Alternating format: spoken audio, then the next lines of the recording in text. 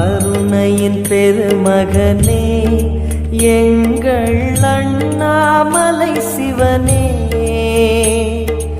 ஆடிய பாதத்தில் ஓரிடம் வேண்டும், ஆடிய பாதத்தில் ஓரிடம் வேண்டும்.